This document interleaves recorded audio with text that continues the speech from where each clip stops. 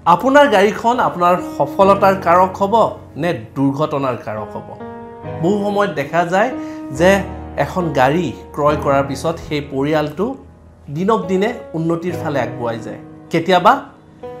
এটা পৰিয়ালে এখন গাড়ী ক্ৰয় কৰাৰ পিছত অমানিশা নামি আহে তেওঁলোকৰ জীৱনত এনেকুৱা কিয় হয় বাৰু আজি মই অনুৰোধ কৰিব বিচাৰিছোঁ আহ্বান কৰিব বিচাৰিছোঁ প্ৰত্যেকগৰাকী দৰ্শকক যদিহে আপোনালোকে নতুন গাড়ী ক্ৰয় কৰিম বুলি ভাবিছে এবাৰ হ'লেও গৈ পিনে অভিজ্ঞ জ্যোতিষী বা নিউমৰলজিষ্ট এজনৰ লগত পৰামৰ্শ লওক ৰংটোৰ বিষয়ে নম্বৰৰ বিষয়ে নাইবা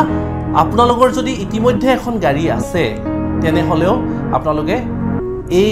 নম্বৰটোৰ ৰঙৰ বিষয়ে আপোনালোকে গাড়ীখনৰ কালাৰটোৱে আপোনাক সুট কৰিছে নে নাই নম্বৰটোৱে আপোনালোকক সুট কৰিছে নে নাই নিশ্চয় এবাৰ হ'লেও গৈ পৰামৰ্শ লওক